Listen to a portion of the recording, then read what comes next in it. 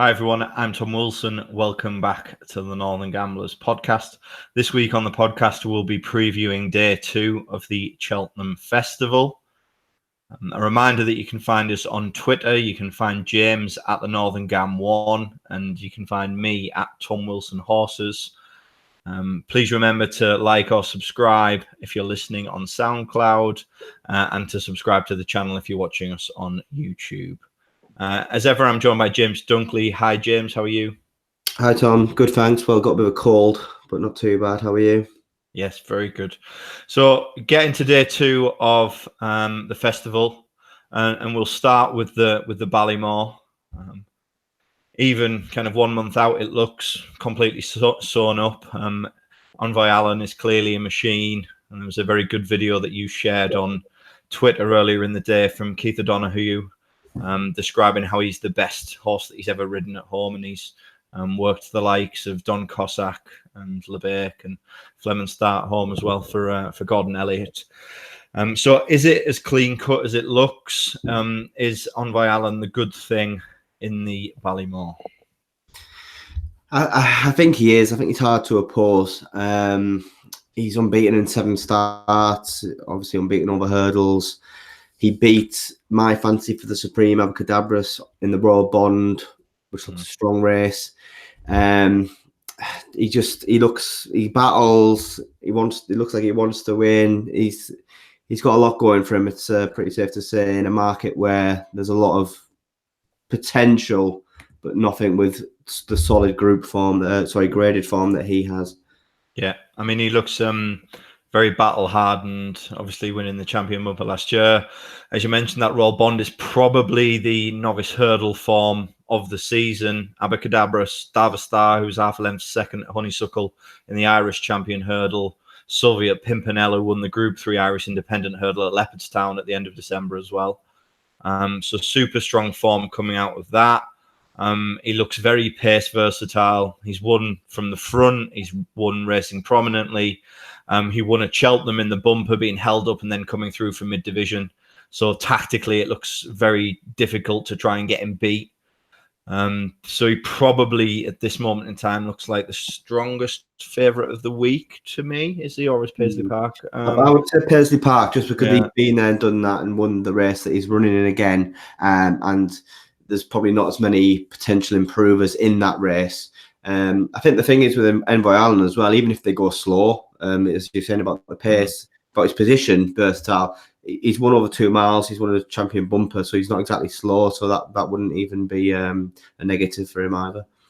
Yeah.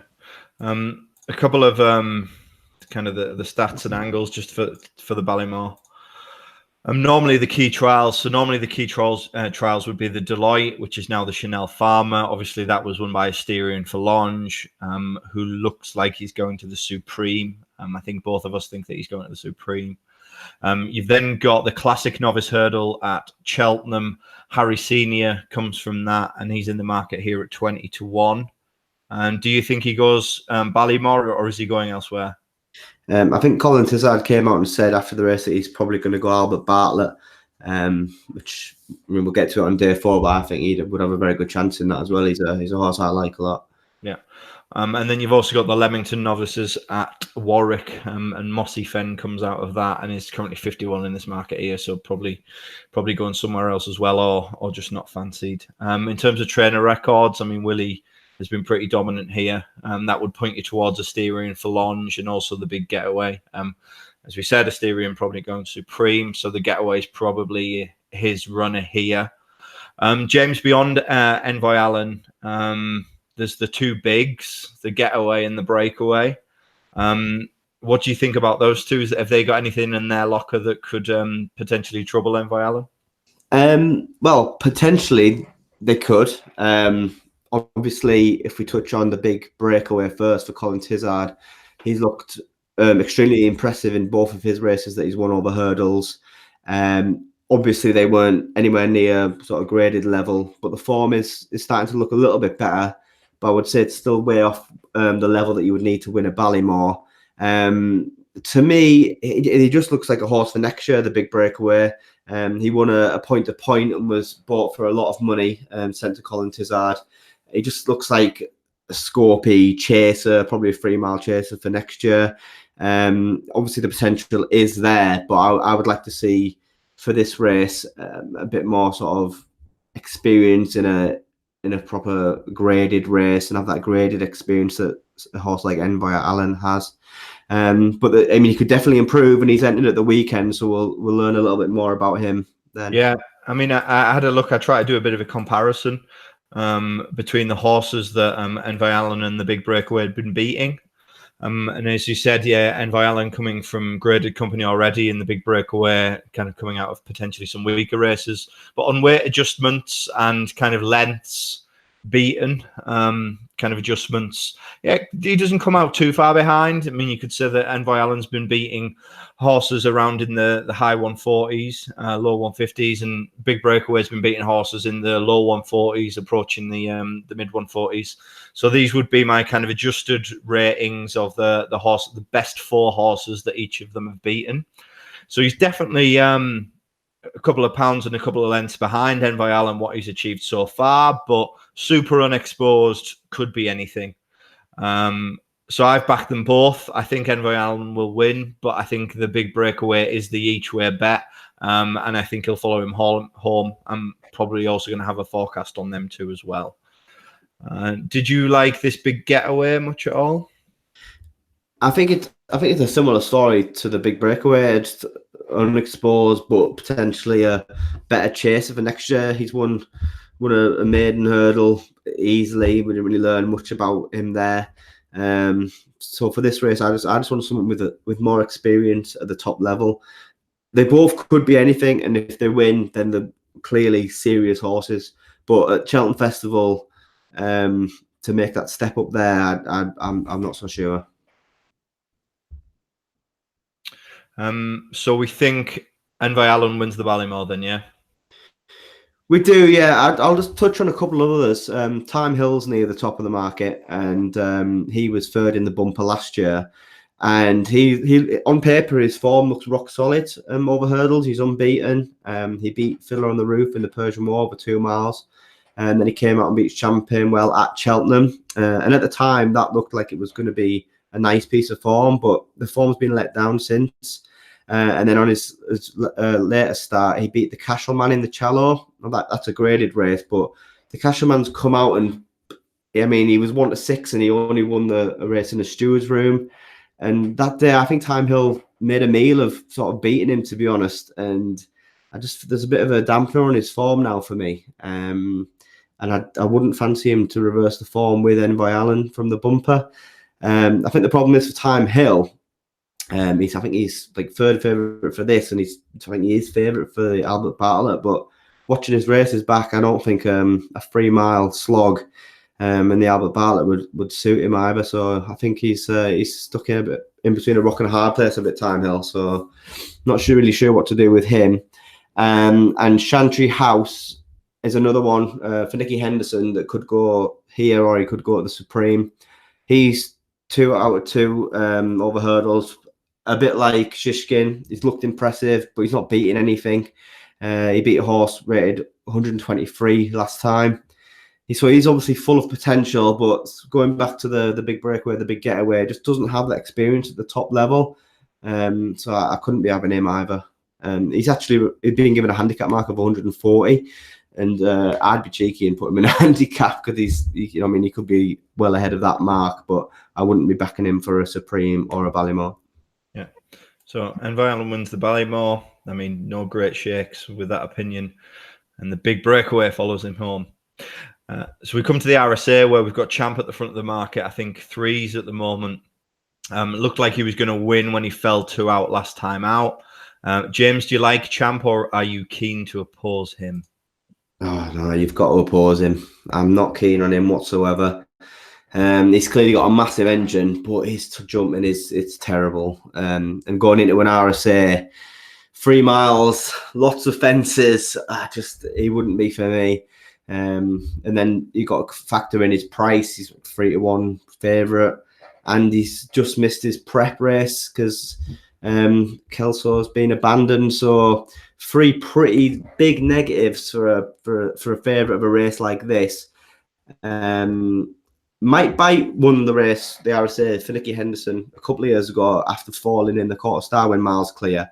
But he managed to get a prep race into him before, and he obviously jumped around safely. So Champ not getting the prep race, I think.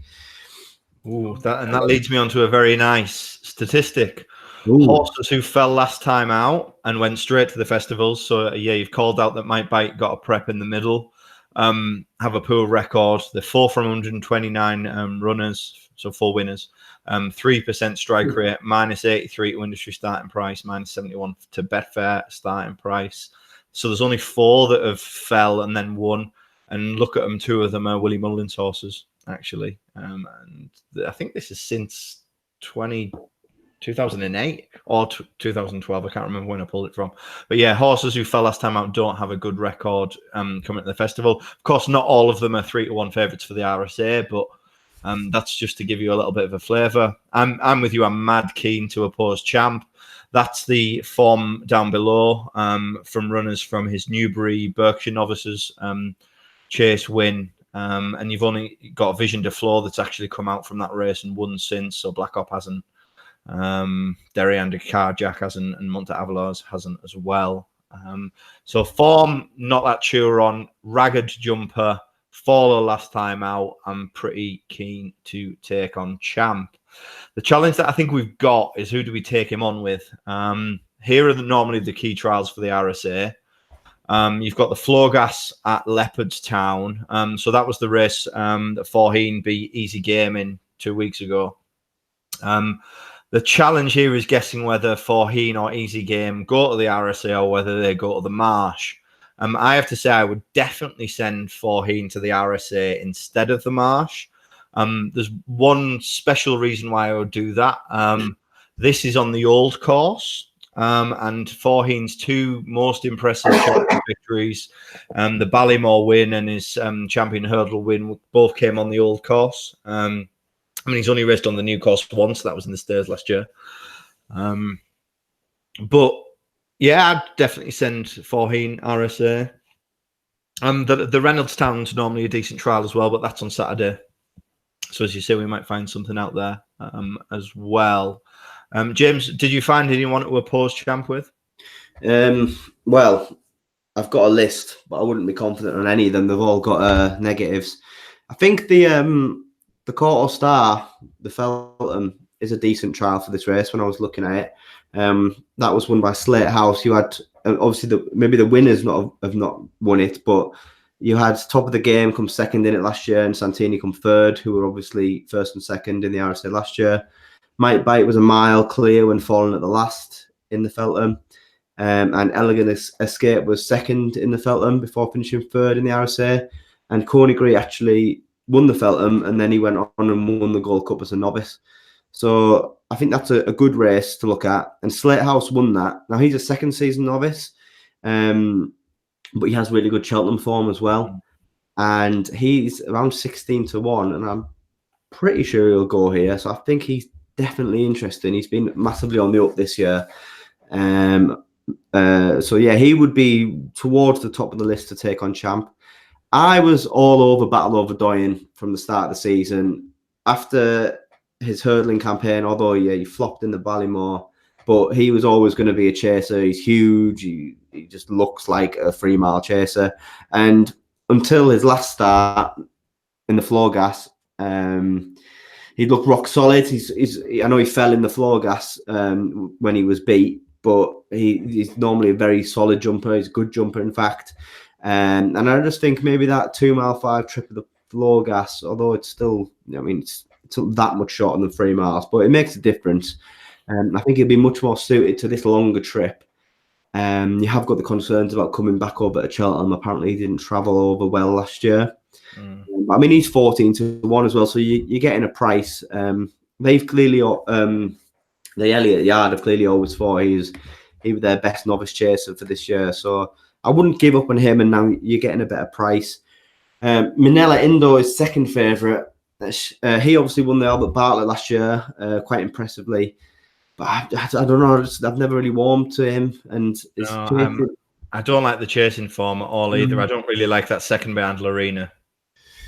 That wasn't great. I mean, Lorena has had excuses since she's bled both times, so you can sort of forgive her. But she battered Manila Endo. But I mean, and the horses in behind, like none of them have done anything. Like the third hasn't won, the fourth hasn't won, the fifth hasn't run, the sixth haven't won. Out of that race, there's been 16 runners and 2 winners. Like the form's crap. But, I mean, even the next start for Manila Endo, it wouldn't beat pretty average horse by like a length and a half. Like it's just not RSA winning form, is it? And again, it was only a beginner's chase. Like I don't know, an 11-2 wouldn't be for me. You've mentioned Faheen. Obviously interested in whoever Mullen sends here. You could also send Allaho here. Ooh, yes, hello. But I don't know. I like Allaho.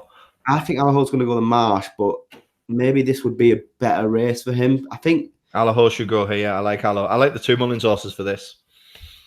Yeah, Faheen and Allaho. It'd be hard. I couldn't be backing Faheen to win any race. Nice each way, non-running, non-bet though. Yeah, I'd rather take a risk on something like Slate House or Battle Over Doyen. I don't know. I can't be having Faheen. He was taking all the sentiment out of the win last time, right? He won, yes, but I mean, he was all out, and he's not exactly going to be progressing, is he? At 12. I mean, obviously, it'd be amazing to be there, and if he won, but I don't know. I can't be having him. Allaho would be definitely of more interest. So yeah, there's a few to take Champ on with. Just decide.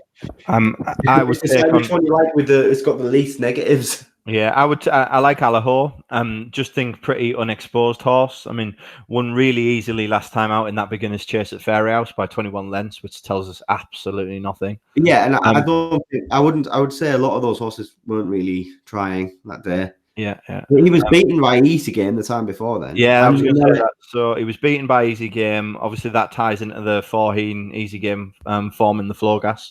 But he's less exposed and can improve more than those. True, but then you've got to also remember that Manila Endo battered him in the Albert Bartlett last year. True.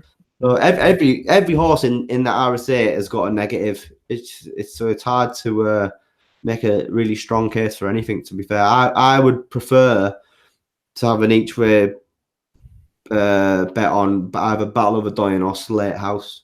Okay, so that's your selection then. Each way on one of them two. Yeah. Mine is each way on Allaho or Faheen. Right then, so we then come on to the Coral Cup. Have you done anything on the Coral Cup? No, I think we'll do a separate podcast for handicaps when we've got the entries. That makes sense. Yeah, that does make sense. I have done a bit of work on the Coral Cup because now the stats overload comes. So I got some stick on YouTube last week for the stats. One guy took particular offense to them. So I've decided to do even more stats for the podcast this week. Can you see that comment? I can see it, yeah. Are these stats going off 5 years worth of data or is it? No, they're a bit longer. I think that was the main issue, was it? But I just wanted to take umbrage to some of the stick that I got. So 99% of front runners don't win. That's wrong. Yeah. So since 2015, there have been 139 races at the Cheltenham Festival, and 22 have been won by horses that led or front ran. And 22 out of 139 is a 15.8% strike rate. So therefore, in that time period, 84.2% front runners didn't win, not 99%. 9 of the last 12 winners came from the top 4 in the betting. Well, obviously, that's the same as every race in the planet. Stupid, pointless stat. That's also wrong. Winners don't always just come from the top 4 in the betting.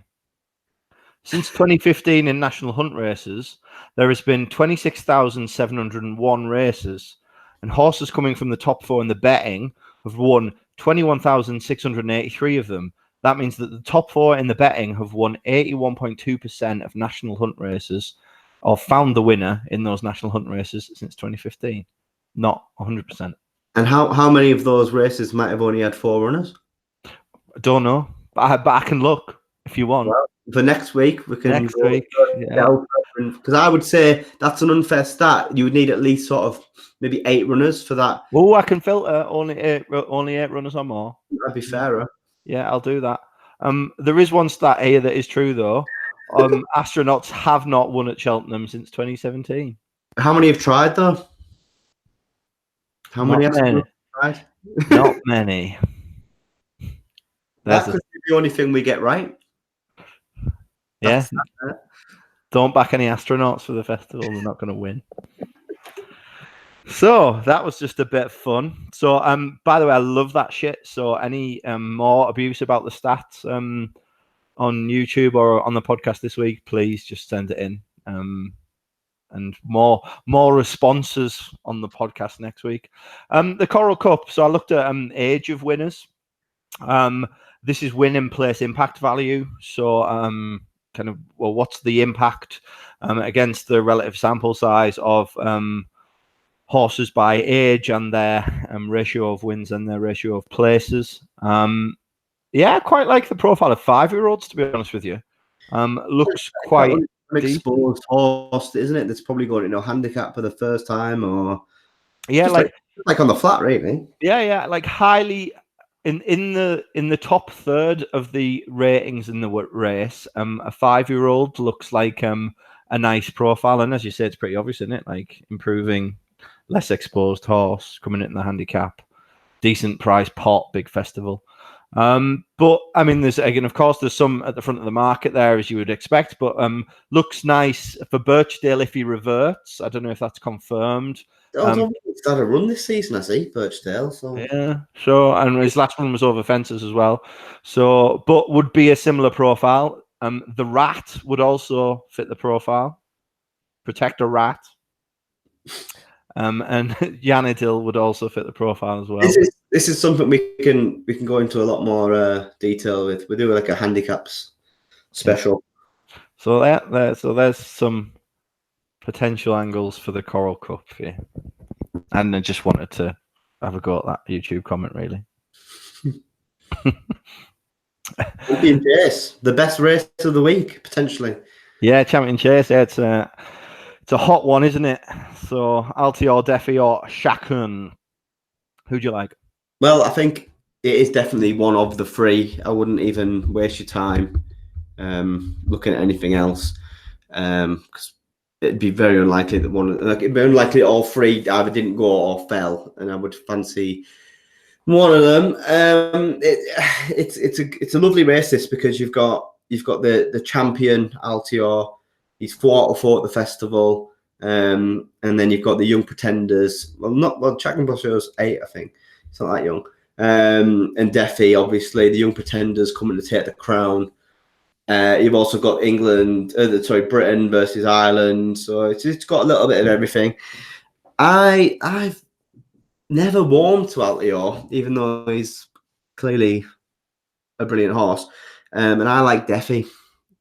Yeah. And I think Defi's going to improve past him. I think this is definitely, apart from the surname race over 2.5 miles, this is definitely the hardest race that Altior is going to have to face. And Defi loves it at Cheltenham. He was my nap last year for last year's festival.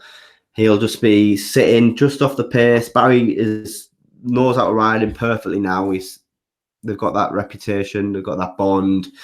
And he'll just spring him after the last and hopefully have enough pace to get past them. And Altior afterburners will not be as good as they used to be. And Defi wins. I'm not sure about Shakun Poswa. He has actually got better speed figures from some speed figures people that I've seen. But I think last time at the Dublin Race Festival, I just felt like that was a Mullen schooling session, and it was just the ideal race for him. Him and Min just clogging around in front. Have you seen the Ruby Walsh Lydia Hislop Road to Cheltenham episode from this week? No. It's very good. Ruby does a comparison of that race, the Shakun and I might have actually race, and against the Arkle. Yeah, I have seen the Notebook race. Yeah, but Ruby seems to really rate it. that race in terms of its form, and also he seems to quite like Shacken as well. Well, he will do one. He's still basically with Willie Mullins and all that. He's not gonna knock him. Never been to Cheltenham. Never have to deal with that. Never have to deal with that Cheltenham hill. He didn't look like he was finishing that strongly. I know it was a good time, but he wasn't exactly motoring through the line, was he? In potentially what could be a tactical race, do we know that he's got a turn of foot? He's a brilliant jumper, so he's got that going for him. It'll just be, to be honest, I don't think it's a betting race anymore, because I don't think you can play each way, because the first three look miles clear of everything. And any of them could win. It's, you know what I mean? You can make cases for them all. Like you could never be like, oh, Altio's definitely going to win, or Shacken Poswell's definitely going to win. You just couldn't say that. So it's more. You can just enjoy Deffy stalking around, and then coming through at the end to cruise past them. I looked at age. I just wanted to see if age was going to kind of be a negative for Altior. It's not. 10-year-olds are fine. Drops off a cliff when you get to 11, though. So yeah, age isn't against him, but he does look like he's on the decline. That's the win impact value by age for the champion chase, and that's where the positions of some of the key contenders would be.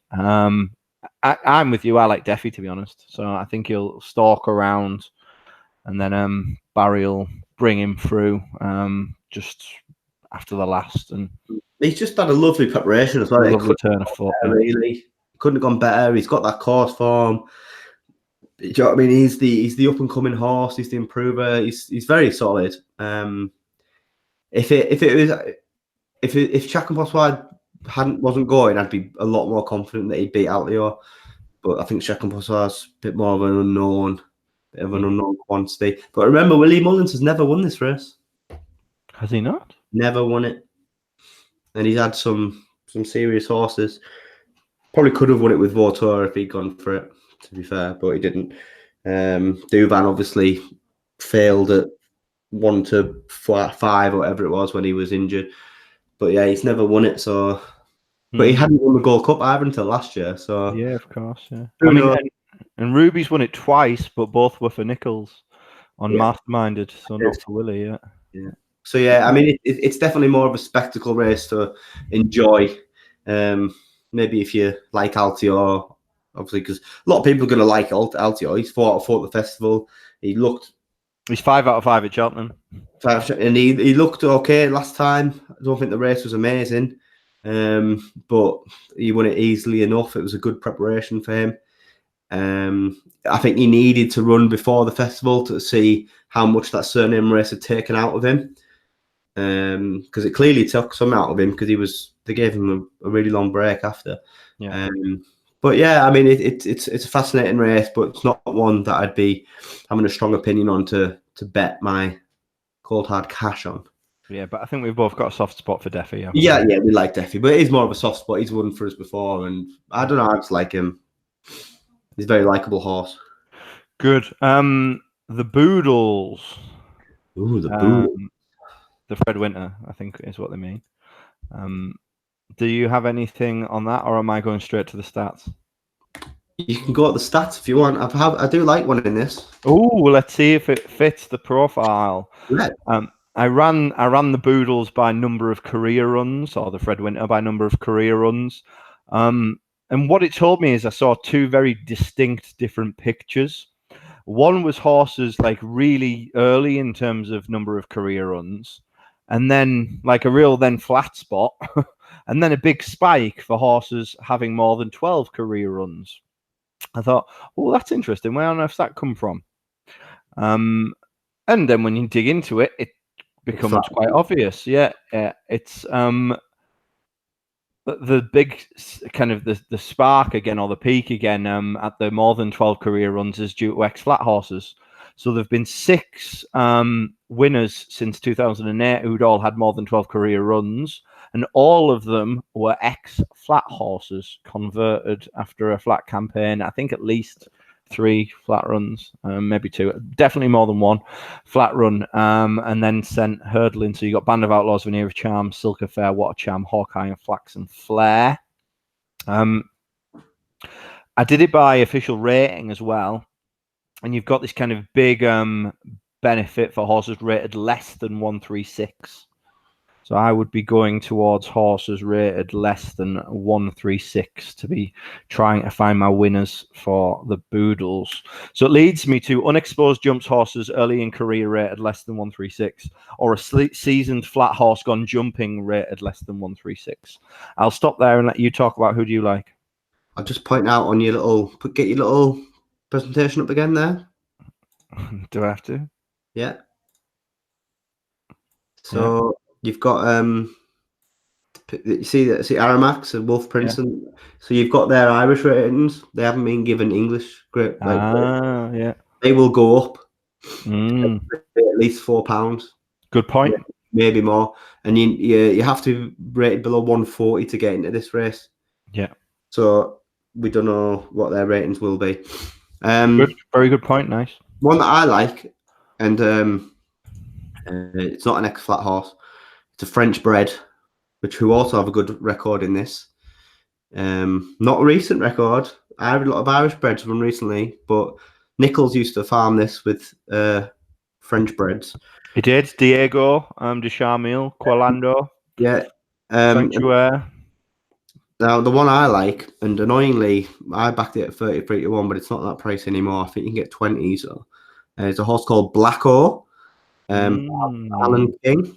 Now, he was rated 133, but it looks like he's been bumped up collaterally to 135, which is a bit annoying. He had 2 French hurdle starts before coming over to Britain, and he won at Taunton, beating a horse called Zoffy, who is an ex-flat horse, off levels, and then he came out and won again under a penalty. But that Zoffy has come out and absolutely bolted up by about 11 lengths on the bridle since. And I just think this horse is nicely unexposed. I like the French bred angle. Bit of hurdling experience in France, and I thought the form's working out, and I think he looks pretty strong. So he would definitely be the first one.